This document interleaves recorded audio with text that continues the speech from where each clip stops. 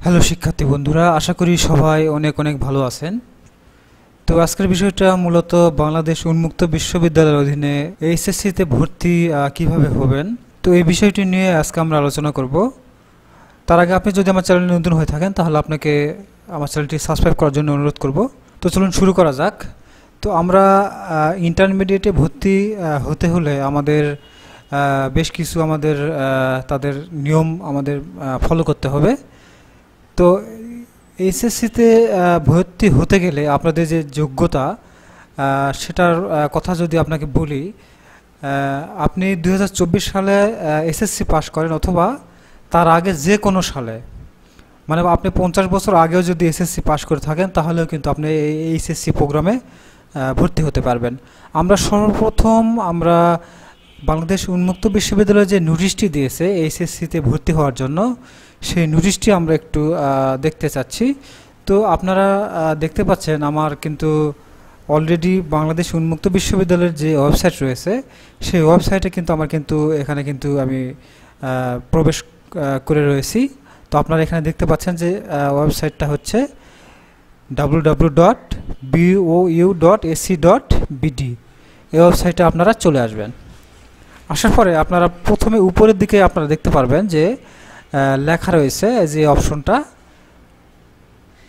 ওসাপিএস login. এই অপশনে আপনারা একটা ক্লিক করে দিবেন। ক্লিক করে দিলে কিন্তু আমাদের যে ভর্তির যে বিস্তারিত যে ওয়েবসাইট সেটা কিন্তু এখানে চলে আসবে।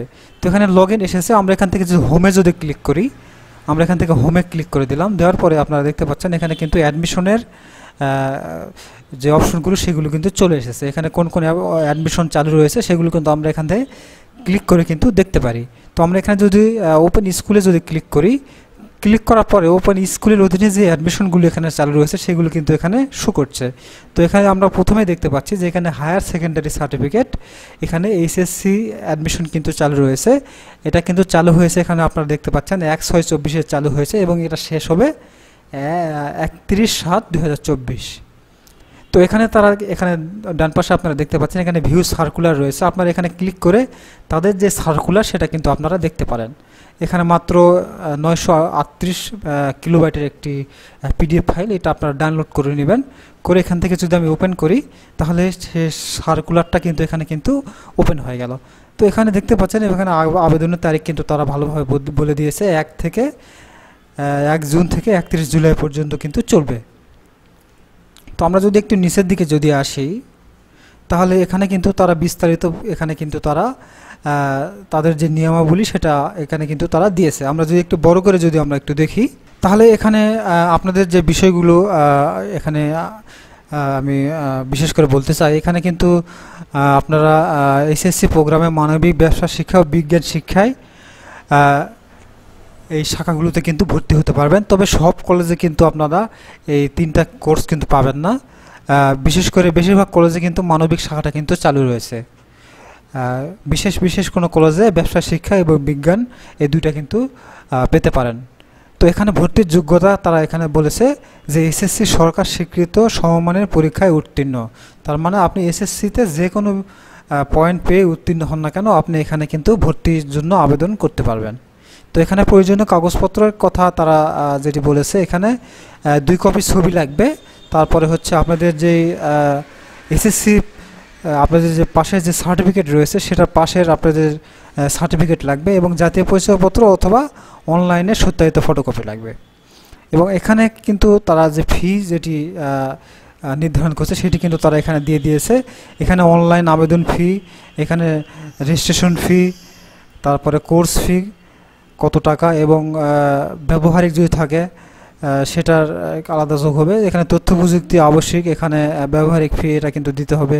তারপরে একাডেমিক ক্যালেন্ডার, তারপরে ডিজিটাল আইডি কার্ড, পরীক্ষার ফি প্রতি কোর্সের জন্য এবং প্রথম বর্ষের নম্বর ফি সব সহকারে কিন্তু এখানে 4,523 টাকা। এবং এখানে আপনি যদি 4 সাবজেক্ট যদি যোগ করেন, যেমন ঐচ্ছিক কৃষি সাবজেক্ট বা ভূগোল বা মেয়েদের গার্হস্থ্য, তো 4 সাবজেক্ট যদি যোগ করেন তাহলে 4 সাবজেক্টের জন্য এখানে তারা কিন্তু বলেছে ঐচ্ছিক বিষয়ের জন্য অতিরিক্ত কোর্স ফি, পরীক্ষার ফি এখানে 638 টাকা এবং ব্যবহারিক কোর্স ফি অতিরিক্ত 150 টাকা হারে কিন্তু জমা দিতে হবে। তার মানে আপনার 4500 টাকা এখানে আপনি যদি অতিরিক্ত সাবজেক্ট যদি নেন তাহলে কিন্তু আরও কিন্তু টাকা এখানে যোগ হয়ে যাবে, তাহলে এখানে কিন্তু প্রায় আপনাদের 5200-5300 টাকার মতো কিন্তু পড়ে যাবে। তো আপনাকে অনেকে বলে যে 4 সাবজেক্ট না নিলেও হবে। তো হ্যাঁ, এর 4 সাবজেক্ট কিন্তু আপনি না নিলেও হবে, কিন্তু 4 সাবজেক্টটা যদি আপনি না নেন তাহলে সেক্ষেত্রে হয় কি আপনাদের রেজাল্টটা কিন্তু কম আসে। 4 সাবজেক্ট যদি আপনি নেন তাহলে আপনাদের রেজাল্টটা কিন্তু 4 সাবজেক্ট যোগ হয়ে রেজাল্টটা দেখেন যে একটু ভালো হয়। তো আপনারা অবশ্যই 4 সাবজেক্টটা নেবেন, আমার এটা পরামর্শ। তো ভর্তির জন্য সর্বপ্রথম আমাদের যেটি করতে হয় সেটি হচ্ছে অনলাইনে আবেদন করতে হয়। তো অনলাইনে আবেদন করার জন্য আপনারা যে ওয়েবসাইট আপনারা দেখতে পাচ্ছেন এখানে, এই ওয়েবসাইটে আসার পরে আপনারা এখানে দেখতে পাচ্ছেন যে অ্যাপ্লাই নাও লেখা রয়েছে। এই অ্যাপ্লাই নাওতে যদি আপনারা ক্লিক করেন, ক্লিক করার পরে এখানে কিন্তু 3টা স্টেপ কিন্তু রয়েছে। 3টা স্টেপে কিন্তু আপনারা আবেদন ফর্ম কিন্তু আপনারা পূরণ করতে পারেন। প্রথম স্টেপটা যদি আপনাদের আমি দেখাই, এখান থেকে আপনারা আপনাদের যে বিভাগ রিজিওনাল সেন্টার সেটা আপনি এখান থেকে সিলেক্ট করে দেবেন। তো এখান থেকে রিজিওনাল সেন্টার দেওয়ার পর এখানে সাব রিজিওনাল সেন্টার দিতে হবে। তো এখানে সাব রিজিওনাল সেন্টার দিবেন, তারপর এখান থেকে আপনাদের যে জেলা, সেই জেলার যে কলেজে আপনারা ভর্তি হতে চান সেই কলেজের নামটা এখান থেকে আপনারা দিয়ে দিবেন। দেওয়ার পরে এখান থেকে আপনারা কোন গ্রুপে আপনারা ভর্তি হবেন সেই গ্রুপটা এখান থেকে সিলেক্ট করে তারপর এখান থেকে নেক্সট করতে হবে। করলে এখানে যে ফর্মের যে বিষয়গুলি রয়েছে সেগুলো আপনাদের পূরণ করতে হবে। তো আমি পূরণ করার বিষয়টি আপনাদের আমি দেখে দিচ্ছি না, তবে আপনাদের সাহায্যের জন্য একটা বিষয় আপনাদের আমি দেখে দিচ্ছি যে আপনারা এই বাংলাদেশ উন্মুক্ত বিশ্ববিদ্যালয়ের যে মেন ওয়েবসাইটটা যেটা আছে এই ওয়েবসাইটে প্রথমে আসবেন। আসার পরে আপনারা প্রথমে সবার উপরে এখানে যে দেখতে পাচ্ছেন যে অনলাইন অ্যাডমিশন নামে একটা অপশন আছে, এই অপশনে আপনারা ক্লিক করবেন। ক্লিক করলে হবে কি, আবেদন ফর্ম আপনারা কিভাবে পূরণ করবেন তার একটা ভিডিও কিন্তু অটোমেটিকভাবে কিন্তু ডাউনলোড হয়ে যাবে। যেমন দেখুন আমি এখানে ক্লিক করার সঙ্গে অটোমেটিক কিন্তু একটা ডাউনলোডের লিঙ্ক কিন্তু এখান থেকে চলে এসেছে। আমি এখানে যদি ভিডিওটা যদি আমার ডাউনলোড করা রয়েছে, তারপরে যদি আমি এখান থেকে ওকে করি, ওকে করলে কিন্তু দেখতে পাচ্ছেন 30 মেগাবাইটের একটা ভিডিও কিন্তু এখানে কিন্তু অলরেডি কিন্তু ডাউনলোড কিন্তু শুরু হয়েছে। তো এই ভিডিওতে আপনারা অনলাইনে আবেদন কিভাবে পূরণ করবেন সেই বিষয়টা আপনারা এখান থেকে বিস্তারিত কিন্তু আপনারা পেয়ে যাবেন। তো আপনি যদি কম্পিউটার চালানোয় কোনো আপনার যদি অভিজ্ঞতা থেকে থাকে তাহলে আপনি কিন্তু এই ভিডিওটা দেখে আপনারা কিন্তু নিজে নিজেই আবেদন ফর্ম কিন্তু আপনারা পূরণ করতে পারেন। তো আপনার যদি কম্পিউটার চালানোর কোনো অভিজ্ঞতা যদি না থেকে থাকে পূর্বের, তাহলে আপনার কাছে আমার যেটা পরামর্শ সেটা হবে যে আপনার শহরের ভালো অনলাইনের কাজ করে এমন কম্পিউটারের দোকানে আপনি যাবেন, গিয়ে সেখান থেকে আপনারা এই আবেদন ফর্মটা আপনারা পূরণ করবেন। তো আবেদন ফর্ম পূরণ করার সময় আপনাদের ছবি, এসএসসি সার্টিফিকেট, ভোটার আইডি অথবা জন্ম নিবন্ধন এগুলো আপনারা নিয়ে যাবেন। নিয়ে গিয়ে সেখান থেকে আপনারা এই আবেদন ফর্মটা আপনারা সেখানে পূরণ করবেন। পূরণ করে নেওয়ার পরে আবেদনের কপি একটা আপনারা প্রিন্ট করবেন এবং যে টাকা পেমেন্ট করলেন সেই টাকা পেমেন্টের একটা কপি আপনারা সেখান থেকে প্রিন্ট করে নেবেন। তো সেই কপিগুলো আপনাদের প্রিন্ট করা হলে আপনাদের সেই কপিগুলো এবং ওই এখানে বিজ্ঞপ্তিতে প্রথমে যেটি বললাম যে 2 কপি ছবি, এগুলো তারপরে হলো জাতীয় পরিচয়পত্র, এগুলো আপনারা সত্যায়িত করে আপনাদের যে কলেজ যেটি রয়েছে সেই কলেজে আপনারা জমা দেবেন। তো এখানে কিন্তু তারা বলেছে, এখানে দেখুন একাডেমিক ইনফরমেশন ধাপে শিক্ষাগত যোগ্যতার তথ্য সঠিকভাবে পূরণ করা শেষে ফিনিশ বাটনে ক্লিক করে প্রদর্শিত কোর্সসমূহ যথাযথভাবে পূরণ করে নেক্সট বাটনে ক্লিক করতে হবে। সঠিকভাবে পূরণ শেষে শিক্ষার্থীর মোবাইল ফোনে SMS-এর মাধ্যমে এবং প্রদত্ত ইমেইলে টেম্পোরারি ইউজার আইডি ও পাসওয়ার্ড প্রেরণ করা হবে। তো এই আইডি এবং পাসওয়ার্ডটা কিন্তু আপনারা অবশ্যই সংগ্রহ করে রাখবেন। তো এরপরে আপনারা পেমেন্ট যেটা সেটা করে নেবেন। তো এখান থেকে কিন্তু আপনাদের ভর্তির এখানে তারা বলেছে, দেখুন এখানে কিন্তু আপনাদের যে প্রিন্ট প্রোফাইলে ক্লিক করে আপনাদের আবেদনপত্রটি এখান থেকে প্রিন্ট করে নিতে হবে এবং পেমেন্ট হিস্টোরি সেটা কিন্তু আপনাদের প্রিন্ট করে নিতে হবে। পে স্লিপ যেটি রয়েছে সেটি আপনাদের প্রিন্ট করে নিতে হবে। এবং এখানে তারপরে বলেছে দেখুন প্রিন্টকৃত আবেদনপত্র, পেমেন্ট স্লিপের সাথে 2 কপি ছবি, এসএসসি সার্টিফিকেটের সনদ, জাতীয় পরিচয়পত্র অথবা অনলাইন জন্ম নিবন্ধনের সনদ সত্যায়িত ফটোকপি, আবেদন করার আপনি যেদিন আবেদন করলেন সেই আবেদন করা 10 কার্যদিবসের মধ্যে সংশ্লিষ্ট স্টাডি সেন্টারে, মানে আপনি যে কলেজে ভর্তি হবেন সেই কলেজে আপনাদের জমা দিতে হবে।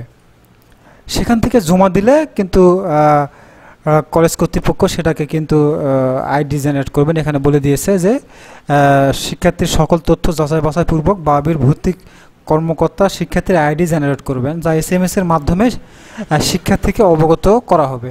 তো এই যাচাই বাছাই এটা শেষে আইডি জেনারেট করতে কিন্তু 1-2 মাস বা 3 মাস পর্যন্ত কিন্তু লেগে যেতে পারে। তো এখানে আরেকটা বিষয় আপনাদের অনেকেই সমস্যায় পড়েন, সেটা আপনাকে আমি বলে রাখি যে অনলাইনে ফর্ম পূরণ করার সময় আপনারা অনেক সময় অনেক কিছু ভুল ইনফরমেশন দিয়ে রাখেন বা অনেক সময় ভুল হয়ে যায়। তো সেক্ষেত্রে আপনারা কি করবেন? তো সেক্ষেত্রে আপনাদের করণীয় সেটি হচ্ছে যে আপনারা আপনাদের আবেদন যদি জমা দিয়ে দেন, তারপরে আপনাদের হচ্ছে আঞ্চলিক যে কেন্দ্র আছে আপনাদের জেলার মধ্যে, আঞ্চলিক যে কেন্দ্র, সেই আঞ্চলিক কেন্দ্রে আপনারা চলে যাবেন। সেই কেন্দ্রে গেলে আপনাদের সেই আবেদনের কপি যদি আপনারা সেখানে যদি আপনারা দেখান যে আমাদের এই ভুলটা হয়েছে, তাহলে সেখান থেকে কিন্তু আপনাদের সেটা কিন্তু সংশোধন করে দিবে। অথবা আপনাদের কলেজেও যোগাযোগ করতে পারেন। কলেজ থেকে, যদিও কলেজ থেকে সরাসরি এটা করতে পারে না, কলেজে আপনারা যোগাযোগ করলে কলেজ পরে কিন্তু আপনাদের আঞ্চলিক কেন্দ্র থেকে তারা করে নেয়। তো আপনাদের জন্য সবচাইতে ভালো হবে আপনারা আঞ্চলিক কেন্দ্রে যোগাযোগ করবেন। সেখান থেকে কিন্তু আপনাদের যে ভুল যেটা থাকবে সেই ভুলটা কিন্তু আপনারা সংশোধন করে নেবেন। তারপরে আপনারা আবেদন ফর্ম পূরণ করার সময় অবশ্যই সতর্ক রাখা উচিত যাতে ভুল না হয়, কারণ পরে এটা কিন্তু সমস্যা হয়ে যায়। তো আশা করি আপনারা পুরো বিষয়টি বুঝতে পেরেছেন। তো তারপরে যদি কারো কোনো প্রশ্ন থেকে থাকে অবশ্যই কমেন্ট করে জানাবেন, অথবা আমার ফেসবুক আইডি অথবা পেজ আছে, সেখানে আপনারা মেসেজ করে জানাতে পারেন। তো এই ছিল মূলত আজকের ভিডিও। ধন্যবাদ সবাইকে।